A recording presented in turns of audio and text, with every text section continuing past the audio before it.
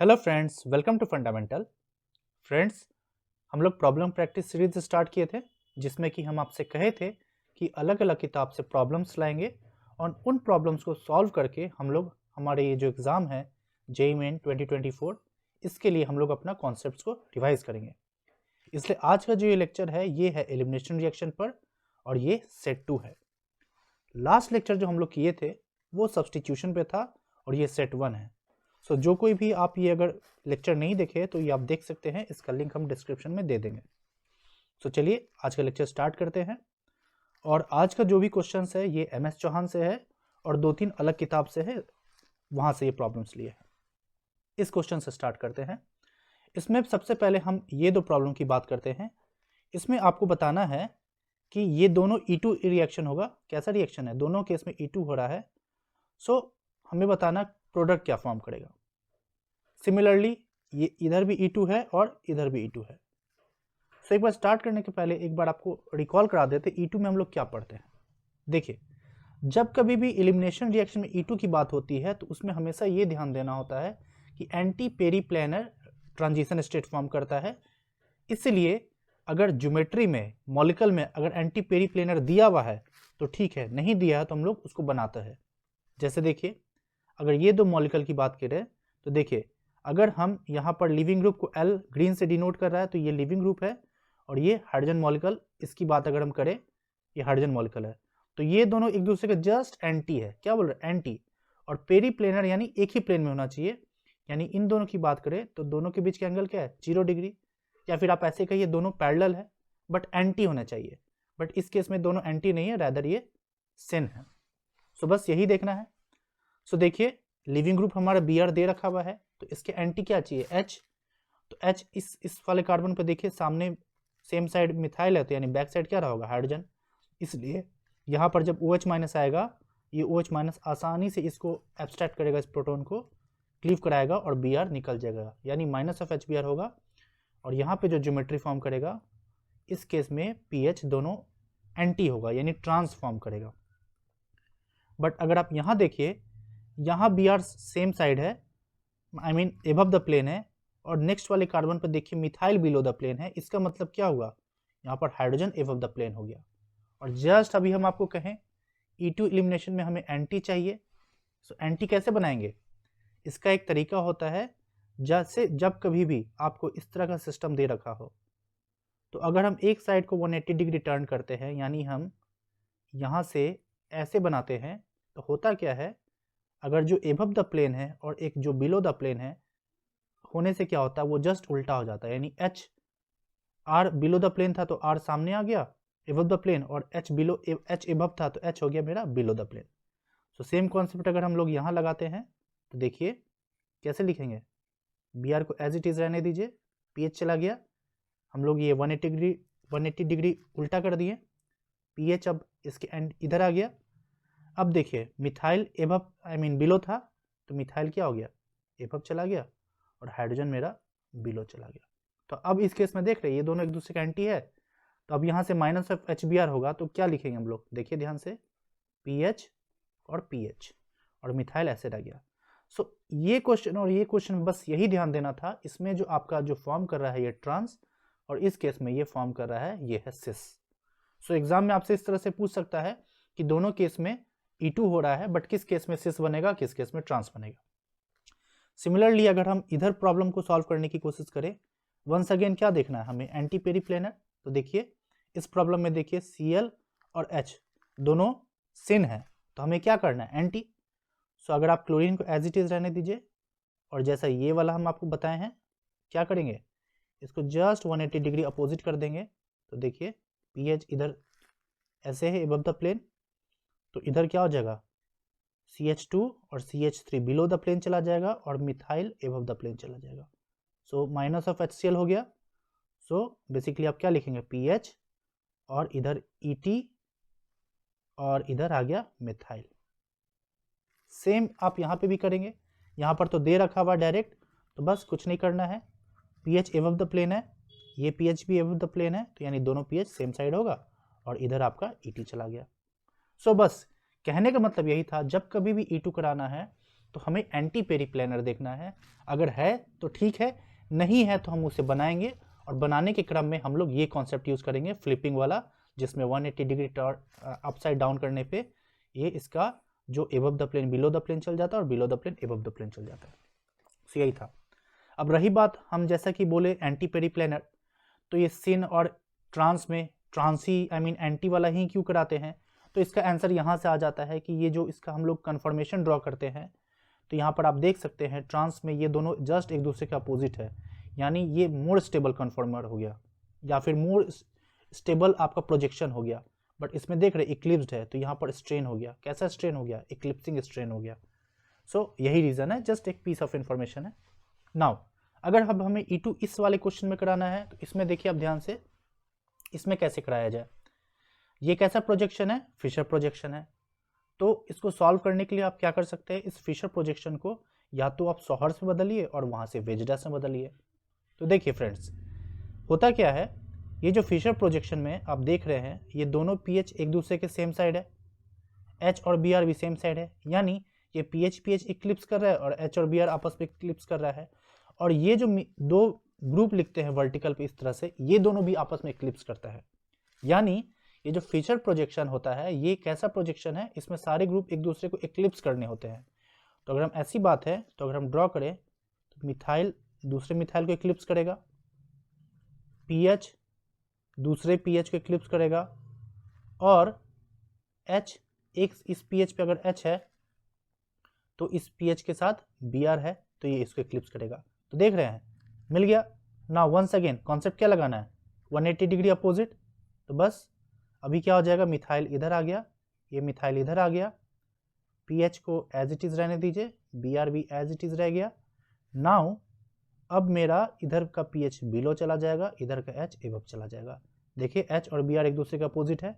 अब एलिमिनेशन क्या होगा, minus of H BR, methyl methyl PH और पीएच, यानी ये दोनों पीएच ट्रांस है। देख रहे हैं, ये एबव द प्लेन है और ये बिलो द प्लेन है, तो दोनों एक दूसरे का ट्रांस हुआ। तो देखिए ऑप्शन ए में नहीं है, ऑप्शन बी में सिस दे रखा हुआ है, ऑप्शन डी में एलिमिनेशन नहीं कराया है, और ऑप्शन सी में दोनों ट्रांस दे रखा है, यानी हमारा option C is the correct answer. Clear हुआ? सो अभी तक हम लोग जो प्रॉब्लम्स देखे, एक देखे कि एलिफेटिक मॉलिक्यूल में एलिमिनेशन करा रहे हैं, और फिर हम लोग फिशर प्रोजेक्शन में देख लिए। अब बात करते हैं साइक्लिक मॉलिक्यूल केस में। सिमिलरली यहाँ पे भी क्या देखना है, एंटी पेरीप्लेनर, यानी बी आर पीछे है तो एच सामने होना चाहिए। तो देखिए आइदर इस कार्बन और इस कार्बन दोनों पर क्या है, यानी अगर मिथाइल सामने है तो यानी हाइड्रोजन पीछे होगा, इधर भी हाइड्रोजन पीछे होगा। तो एंटी पेरीप्लेनर तो बना नहीं, इसलिए यहाँ पर एलिमिनेशन पॉसिबल नहीं होगा, इसलिए यहाँ पर आपका ऑप्शन भी दे रखा हुआ है नो रिएक्शन का।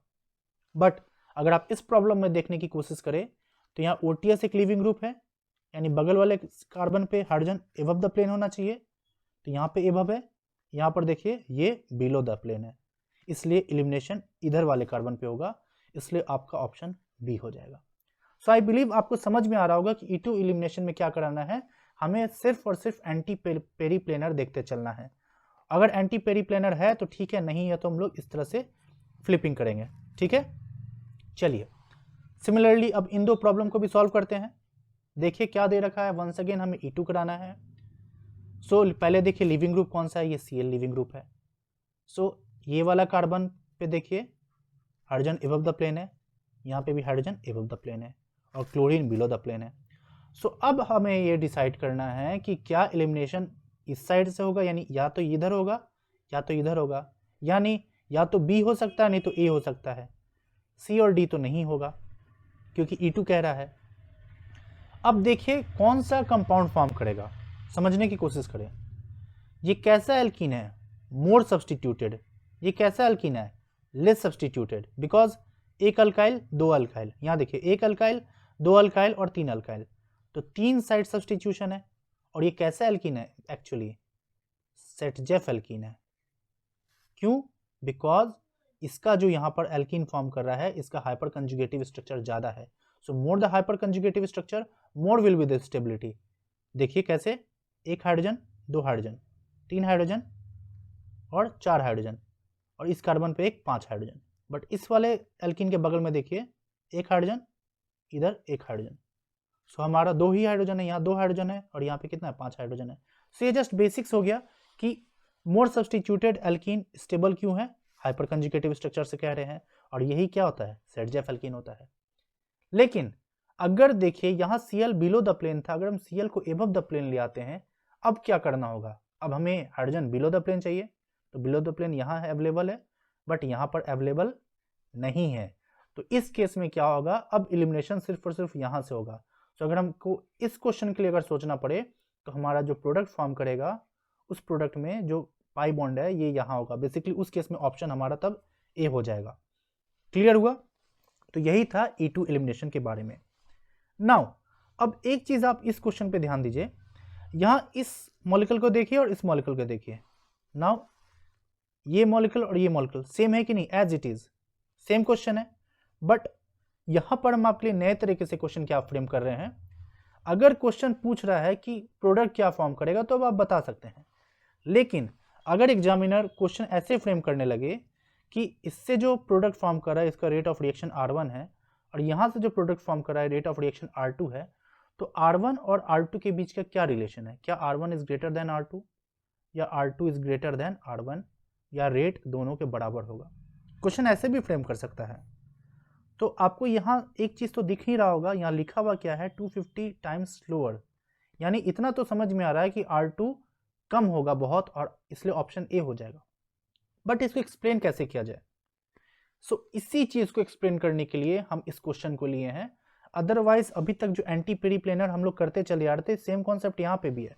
बस आपको यही हम सिखाना चाह रहे थे इस प्रॉब्लम के माध्यम से कि जब कभी भी एलिफेटिक मॉलिक्यूल है, यानी एलिफेटिक मॉलिक्यूल कहने का सेंस हो गया हमारा ये सब मॉलिक्यूल दे रखा है, तब तो आसान है, लेकिन जैसे ही साइक्लिक मॉलिक्यूल आने लगता है तब उस केस में बेटर यही होता है कि हम लोग चेयर कन्फॉर्मेशन ड्रॉ करें और उस केस में फिर हम लोग एक्सियल पोजीशन देखते कोशिश करते हैं, समझते हैं ऐसे एग्जांपल से। अगर आप इसका चेयर कन्फॉर्मेशन ड्रॉ कीजिए तो सबसे पहले हम लोग ड्रॉ करते हैं, देखिए 1 2 3 और 4। सो 1 पे मिथाइल ऊपर है, 3 पे क्लोरीन नीचे है और 4 पे ये आपका आइसोप्रोपाइल ग्रुप भी नीचे है। तो एक कन्फर्मर ये हो गया। अगर हम दूसरा इसका ड्रॉ करें इसी का, सो अगर आप देखिए ध्यान से ऐसे ड्रॉ कर सकते हैं, मिथाइल अभी भी ऊपर है, देखिए 1 2 3 4 कर देते हैं 1, सॉरी ये क्लोरीन यहाँ नहीं जाएगा, ये आपका क्लोरीन आपका किधर हो गया, what's up W what's down M, यानी क्लोरीन इधर आएगा। ठीक है, एक तरीका होता है, आपको बता ही देते हैं, ऐसे याद करने की जरूरत नहीं है। अगर इस तरह से लिखते हैं तो व्हाट्सअप W, यानी W की तरह ये दिख रहा है इसलिए वही बोले W, तो ऐसे तरीका है जस्ट। तो हम वही कोशिश किए कि इधर ऊपर जाएगा तो यानी ये नीचे जाएगा, और अगर हम दूसरी तरह से बोलने की कोशिश करें तो आप ऐसे कर सकते हैं, इधर M बनता है, क्या है M बन रहा है, तो जस्ट यहाँ पर क्या बनेगा, थर्ड पोजीशन पे बिलो है, तो M बनाने के लिए इसको इक्वेटोरियल पोजीशन लेगा। जस्ट खुद को याद कराने का तरीका गिन रहे थे। सो चलिए वापस आते हैं। तो 1 पे मिथाइल ऊपर गया, 3 पे क्लोरीन नीचे है, हम नीचे ले गए, और 4 पे टर्ड ब्यूटाइल आइसोप्रोपाइल बिलो आ गया, फर्स्ट सेकेंड थर्ड और फोर्थ। तो देखिए ये अप है, ये डाउन है और ये भी डाउन है, ये अप है, ये डाउन है, ये भी डाउन है, पहली बात। अब आप समझने की कोशिश कीजिए, यहाँ पर अगर हमें बताना हो कि कौन सा कन्फर्मर मोर स्टेबल हुआ, तो देखिए यहाँ पर ये जो प्रोपाइल है बड़ा वाला ग्रुप और ये मिथाइल, ये दोनों ही क्या इक्वेटोरियल है, बट इस वाले में क्या है, दोनों ही एक्सियल है। सो इतना तो समझ में आ रहा है कि ये कन्फर्मर ज़्यादा स्टेबल है। ठीक है, अगर हम कहें ज़्यादा स्टेबल है, और हमें कराना क्या है, E2 एलिमिनेशन। तो E2 एलिमिनेशन के लिए क्या जरूरी है, एंटी पेरिप्लेनर। उसी चीज को अगर आप चेयर कन्फर्मर में देखने की कोशिश करें तो दोनों ही एक्सियल पोजीशन पे होने चाहिए, इसलिए इसको कहते हैं trans diaxial. Trans diaxial यानी दोनों, डाई मतलब दो, यानी दोनों ही एक्सियल पे होने चाहिए और दोनों एक दूसरे का ट्रांस। तो अब आप देखने की कोशिश कीजिए, लिविंग ग्रुप Cl है, इसके ट्रांस यहाँ पर ये है, तो अब जब बेस आएगा तो इस प्रोटॉन को एब्स्ट्रैक्ट करेगा, OH माइनस एब्स्ट्रैक्ट किया, एलिमिनेट किया Cl को, यानी एलिमिनेशन जो हमें कराना है वो ट्रांस डाई एक्सियल, ये जो ट्रांस ग्रुप है यहां से कराना है, और इसमें क्या है इक्वेटोरियल, यहां से नहीं कराना है, यहां से कराना है। ऑल्दो ये कन्फॉर्मर लेस स्टेबल है, सॉरी ये कन्फॉर्मर मोर स्टेबल है। सो इस केस में आपका तो ये समझ में आ रहा है कि चलो हमें ट्रांस डायएक्सियल देखना भी है और हमें ट्रांस डायएक्सियल दिख भी रहा है और हमारा कन्फॉर्मर ये स्टेबल भी है। लेकिन अगर आप अब इस क्वेश्चन की बात करें, सिमिलरली अगर हम यहाँ ड्रॉ करते हैं चेयर कन्फॉर्मर, फर्स्ट पे मिथाइल, अब देखिए थर्ड पे जो ये क्लोरीन है ये एबव है, तो देखिए what's up W what's down M, यानी ये वाला इक्वेटोरियल है यानी ये एक्सियल जाएगा, तो ये क्लोरीन एक्सियल जाएगा। और यहाँ पर देखिए आइसोप्रोपाइल फोर्थ पोजीशन पे है तो ये नीचे गया। सो हमें साफ साफ दिख रहा है तीनों क्या है, एक्सियल पे है। सो बहुत ही लेस स्टेबल है। लेकिन अगर हम यहाँ से दूसरा कन्फॉर्मर ड्रॉ करने की कोशिश करें तो यहाँ से अगर हम देखिए मिथाइल अप है और क्लोरीन भी अप है तो क्लोरीन भी अप कर दिए, और ये वाला डाउन है तो ये भी डाउन कर दिए। तो हमें इतना तो दिख रहा है यहाँ तीनों ही इक्वेटोरियल है, और हम जानते भी हैं अगर जो भी एक्सियल है तो दूसरे कन्फॉर्मर में वो इक्वेटोरियल हो जाएगा। तीनों एक्सियल यहाँ है तो यहाँ तीनों इक्वेटोरियल हो जाएगा, तो ये बहुत ज़्यादा स्टेबल होगा, ये सबसे घटिया स्टेबल होगा, यानी आई मीन ये बहुत स्टेबल है।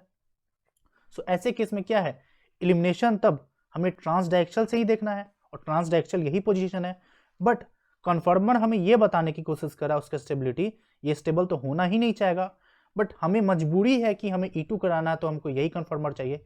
इसीलिए इस केस में क्या है, सिंस ये बहुत ही लेस स्टेबल है लेकिन हमें मजबूरी है E2 यहीं से कराना है, यही रीजन है कि इसका अगर हम कंसंट्रेशन की बात करें, हाइपोथेटिकल बात कर रहे हैं, अगर इसका 99% कंसंट्रेशन ये है तो अप्रॉक्स 1% या उससे भी लेस होगा।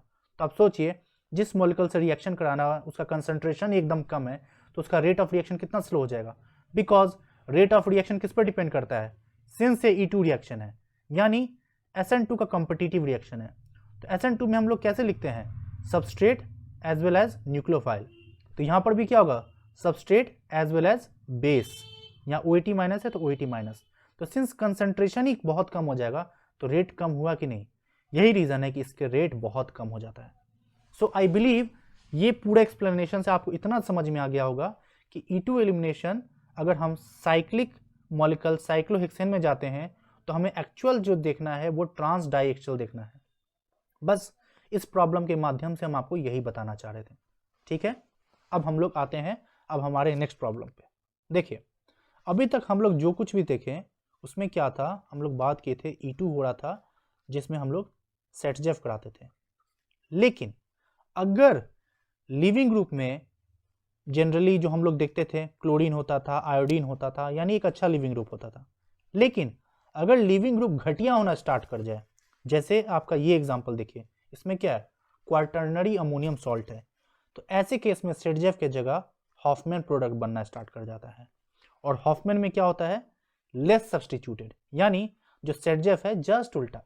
अगर हमें इसका सेटजेफ कराना हुआ तो देखिए सेटजेफ एल्किन ये है और ये हॉफमैन है, यानी यहाँ से अब इस केस में क्या होगा OH minus as a base आएगा, इस प्रोटॉन को एब्स्ट्रैक्ट करेगा, ऐसे अटैक किया और इस NME3 ग्रुप को निकाल दिया, इसलिए आपका दिख रहा है पाई बॉन्ड यहाँ। लेकिन अगर हमें सेटजेफ कराना होता, ध्यान से देखिए, तो हम यहाँ से प्रोटॉन एब्स्ट्रैक्ट करते हैं और ये इधर जाता और ये इधर निकलता, उस केस में ये हो जाता ऑप्शन। बट जब कभी भी ध्यान से समझिए हॉफमैन कब होगा, जब लिविंग ग्रुप बहुत ही पुअर होगा, पुअर लिविंग ग्रुप, तो ऐसे केस में हम हॉफमैन कराते हैं और उसमें देखने को क्या मिलता है लेस सब्सटीट्यूटेड फॉर्म करता है। अब क्वेश्चन है कि ऐसा ही क्यों है, उसको हम लोग समझते हैं, और उस चीज को समझने के लिए ये प्रॉब्लम बहुत इंपॉर्टेंट है। देखिए वंस अगेन क्या कह रहा है, यहां से E2 कराना है, दो एल्किन पॉसिबल है, या तो यहां से प्रोटॉन एब्स्ट्रैक्ट कर सकता है या तो यहां से करेगा तो पाई बॉन्ड यहां आएगा जो कि दे रखा हुआ है, और अगर यहां से एब्स्ट्रैक्ट करेगा तो पाई बॉन्ड यहां आएगा जो कि दे रखा है। और अभी आपको हम जस्ट बताए हॉफमैन क्या है लेस सब्सटीट्यूटेड और सेटजेफ क्या है मोर सब्सटीट्यूटेड। तो अब हमें ये बताना है कि सेटजेफ करा रहे तो हम लिविंग ग्रुप क्या ले सकते हैं, सिंपल है आयोडीन, जस्ट समझे थे, और हॉफमैन कराना है तो पुअर लिविंग ग्रुप होना चाहिए। तो और आप पढ़े हैं, आपको हम बताए भी हैं न्यूक्लियोफिलिक सब्स्टिट्यूशन रिएक्शन के फर्स्ट लेक्चर में लिविंग ग्रुप के बारे में कि फ्लोरीन, क्लोरीन, ब्रोमीन और आयोडीन के केस में लिविंग ग्रुप का ऑर्डर आयोडीन सबसे अच्छा लिविंग ग्रुप है, यानी सेटजेफ के लिए हमें आयोडीन चाहिए और हॉफमैन के लिए हमें फ्लोरीन चाहिए, इसलिए हॉफमैन के लिए हमें fluorine is the best answer, और ZF के लिए iodine is the best answer. अब ऐसा ही क्यों है? वैसे इसको तो उतना डिटेल में जानने की जरूरत है नहीं, बट फिर भी आप समझ लीजिए, जब कभी भी ZF एल्कीन होता है तो उसमें जो ट्रांजिशन स्टेट फॉर्म करता है उसमें एल्कीन का कैरेक्टर आता है, देख रहे, एल्कीन लाइक ट्रांजिशन स्टेट।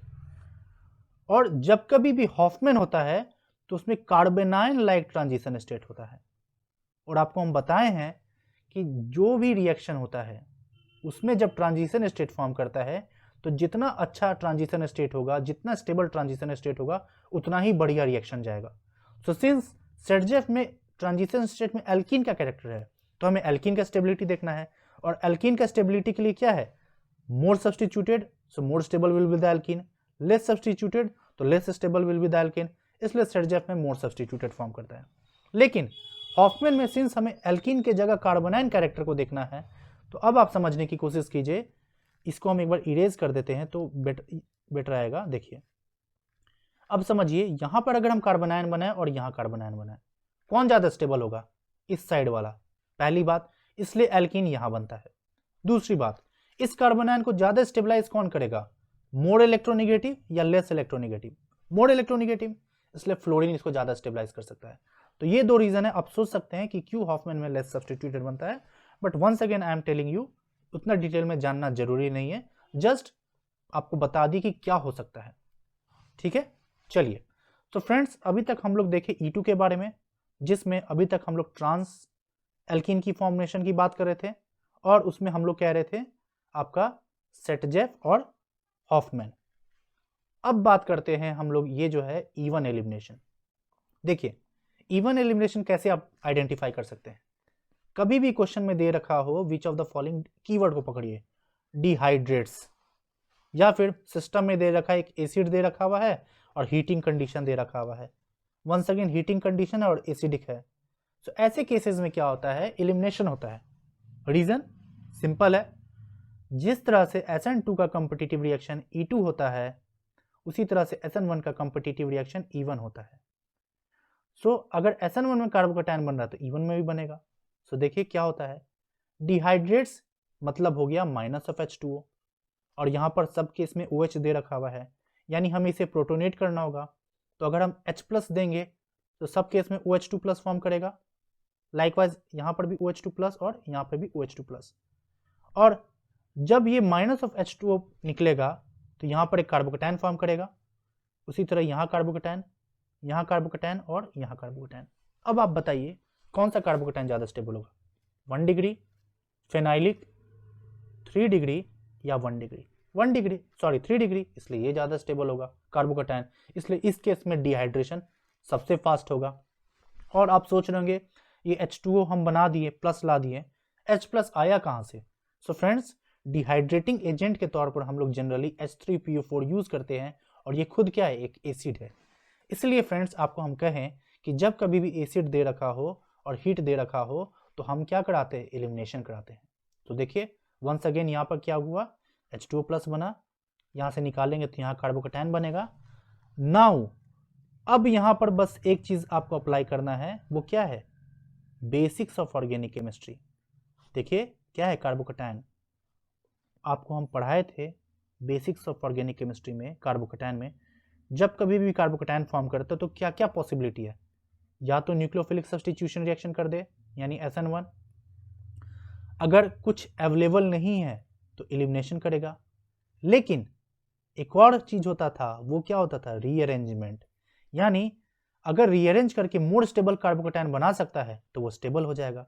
सो इसलिए हम आपको इसमें पढ़ाए थे बेसिक्स ऑफ ऑर्गेनिक केमिस्ट्री में, रीअरेंजमेंट में कार्बोकैटायन की स्टेबिलिटी को लेके रिंग एक्सपेंशन, वहां बताए थे जब कभी भी 5 मेंबर्ड है और उसके बगल वाले कार्बन में पॉजिटिव चार्ज है तो वो स्टेबलाइज होकर 5 से 6 जाता है। तो देखिए 5 मेंबर्ड है, बगल वाले कार्बन पे पॉजिटिव है तो 6 मेंबर्ड बनाएगा, यानी ऑप्शन ए तो ऐसे भी नहीं होगा।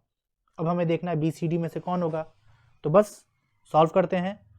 और सॉल्व करने के लिए सबसे अच्छा तरीका आपको हम ये भी बताए थे, ऐसे केसेस में क्या कीजिए? आप नंबरिंग कीजिए 1 2 3 4 5 6, और ये ब्रेक करके यहाँ माइनस आएगा, यहाँ पॉजिटिव आएगा, और ये इस तरह से अटैक कर देगा।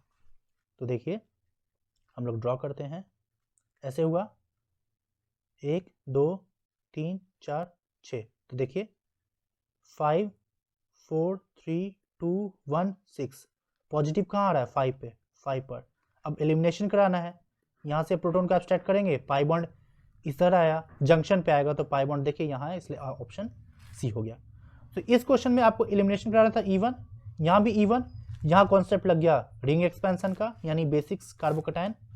लाइकवाइज यहाँ पे भी वही करना है, यहाँ से भी क्या होगा माइनस ऑफ Br आएगा, जस्ट लाइक SN1 में क्या होता था माइनस ऑफ लिविंग ग्रुप होता था, कार्बोकैटायन फॉर्म करेगा, यहाँ पे भी माइनस ऑफ लिविंग ग्रुप यानी यहाँ कार्बोकैटायन फॉर्म किया।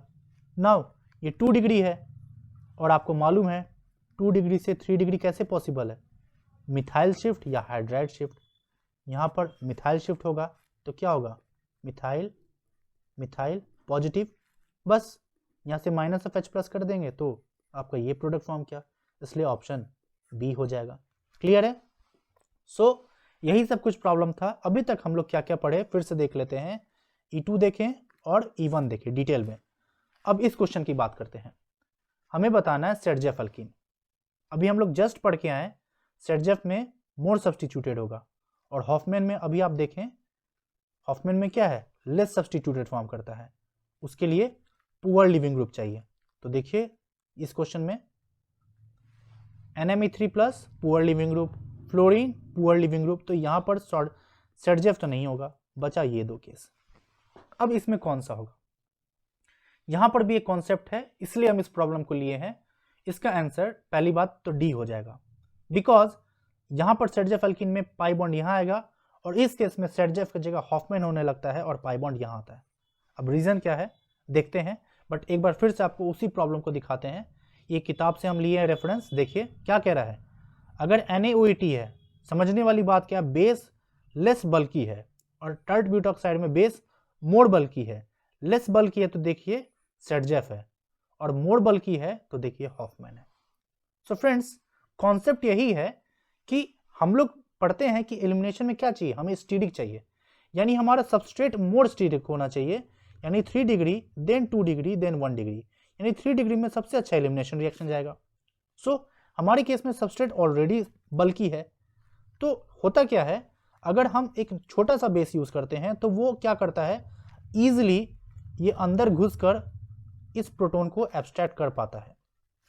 लेकिन अगर एक बड़ा सा बल्की बेस यूज करने लगे तो वो बल्की बेस से फॉर इस मिथाइल के प्रोटॉन के साथ रिपल्सन क्रिएट करने लगता है, वैन डर वाल स्टीरिक रिपल्सन।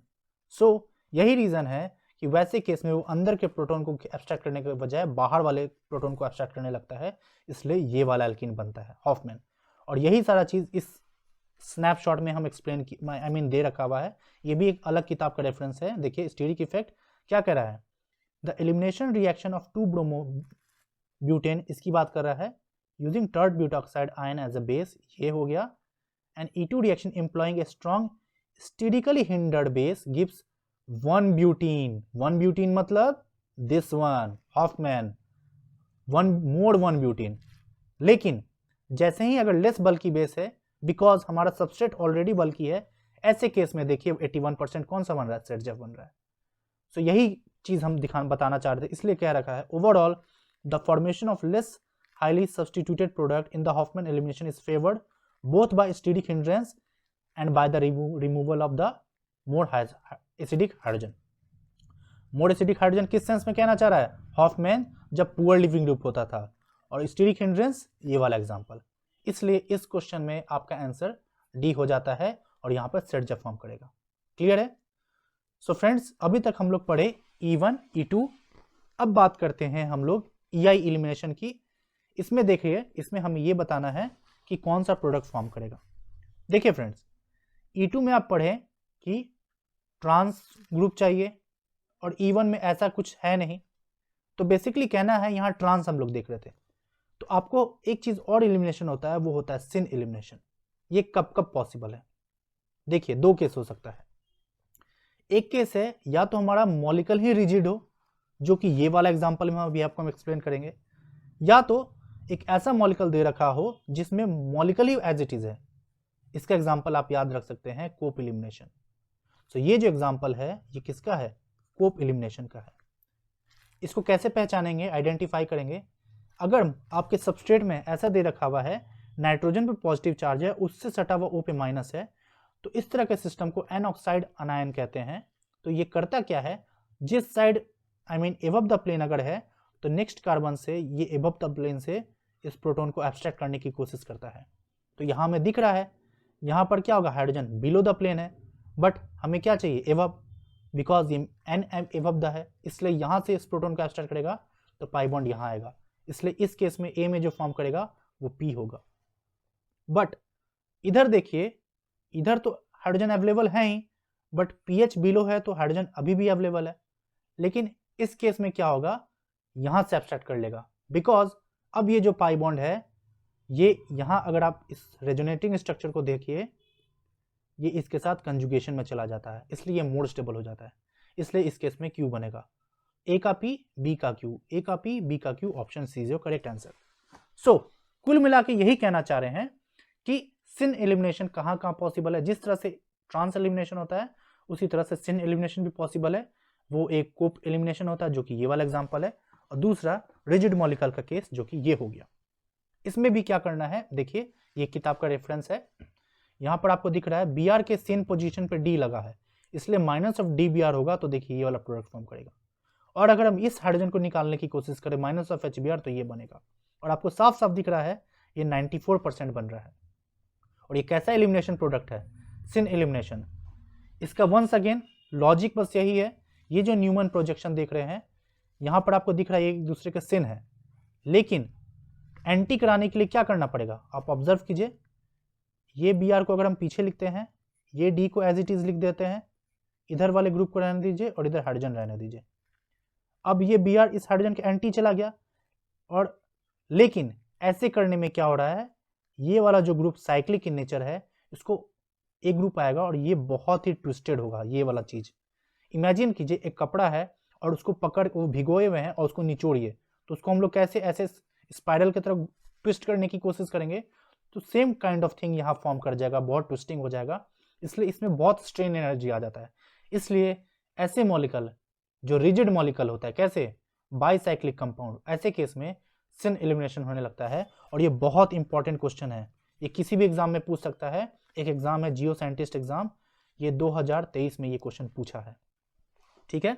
नाउ लास्टली अब हम लोग बात करते हैं E1CB की। देखिए फ्रेंड्स, अभी तक आप पढ़े E2, E1 और इवन सिन एलिमिनेशन जिसको हम लोग कहते हैं EI।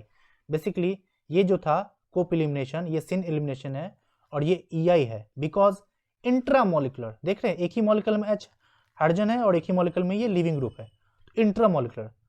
सो अभी तक हम लोग E2 पढ़े, EI पढ़े और E1 पढ़े और EI हो गया।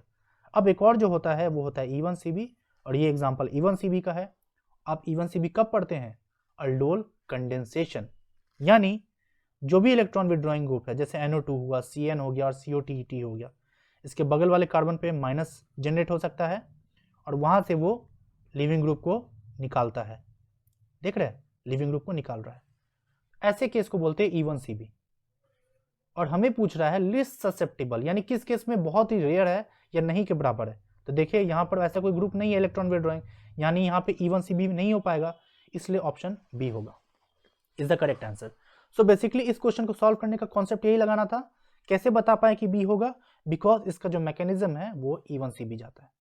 सो फ्रेंड्स, आज के इस लेक्चर में इतना ही रखते हैं, ऑलरेडी वीडियो बहुत लंबा जा चुका है, बट आई लिटरली बिलीव ये वीडियो को अगर आप सारे क्वेश्चन को सॉल्व कर लिए होंगे तो आपको ये सारे कॉन्सेप्ट्स एक बार में रिवाइज हो गया होगा।